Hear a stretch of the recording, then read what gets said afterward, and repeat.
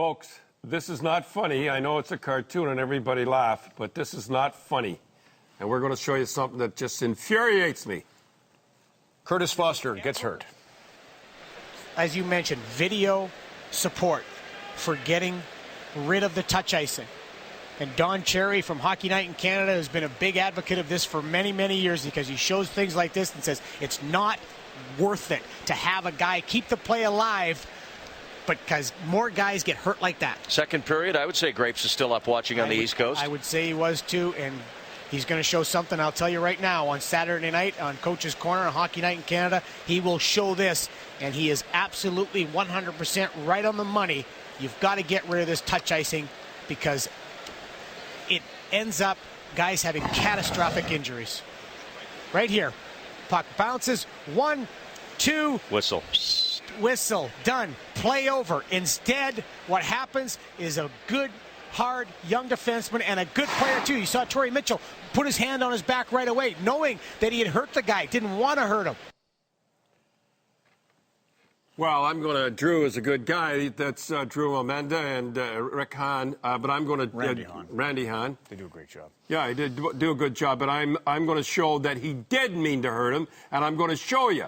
Now, watch it right here. This is kind of dump in. Looks pretty good here, eh? Just taking both going for the puck, eh? Going for the puck? Yeah, that's what you think. We'll show it one more time. Don't give that, Mitchell.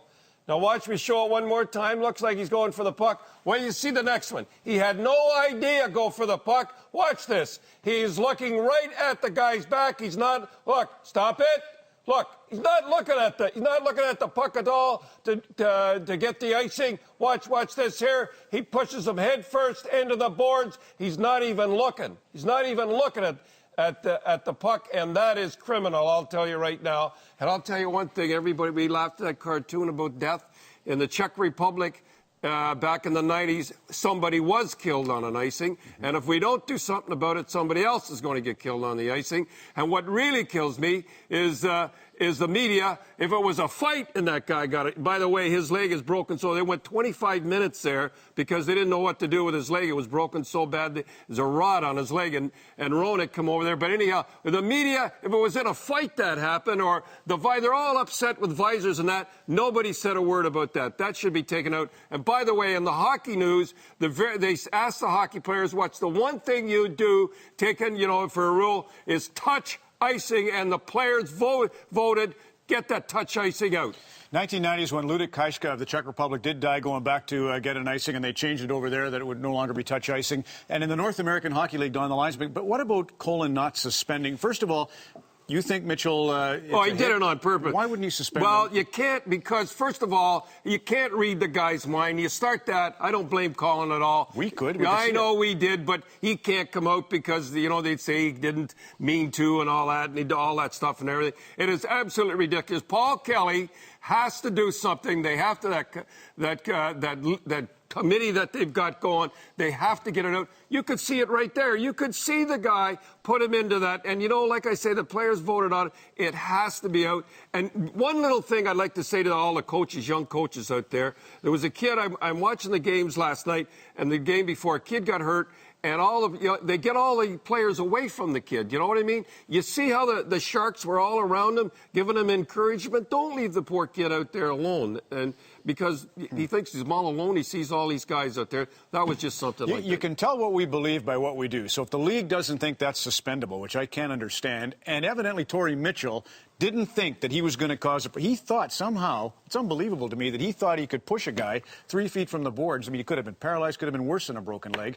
What's going to happen? You're right. Something's going to happen like that. And it's beyond me. Nobody seems to get upset over it but me. Right, for 10 years. Well, okay, here's the thing. NASCAR, everybody goes to see the crashes. The league, obviously, is a business. They're looking for that excitement, that feeling that, okay, if everybody droops their shoulders and it's over. Look, here's the deal. If you want to wear a visor, you can wear a visor. That's your choice. If you want to fight, you can fight. That's your choice. If you want to be a driver in NASCAR and you want to go around those corners and hit it, that's your choice.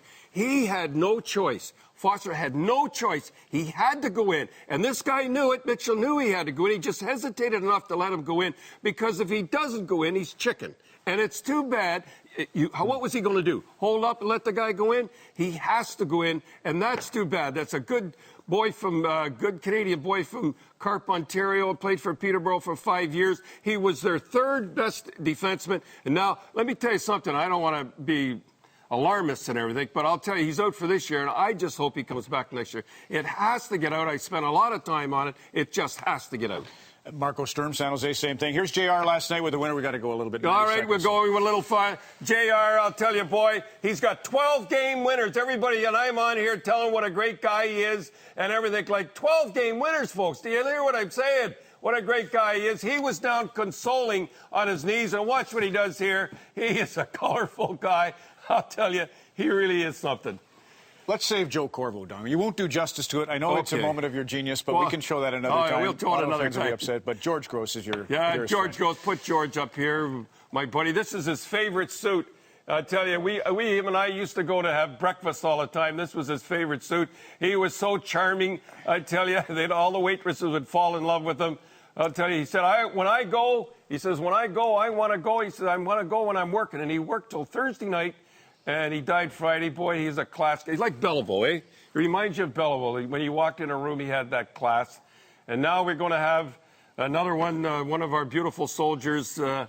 It's just Sergeant Jason Boyce, Princess Pat, 2nd Battalion from Napanee, Ontario. This is his third tour. He went over 3 times. We feel so awful. Allison, his wife, and his beautiful 2-year-old daughter, he'll never see again. It's just tears your heart out.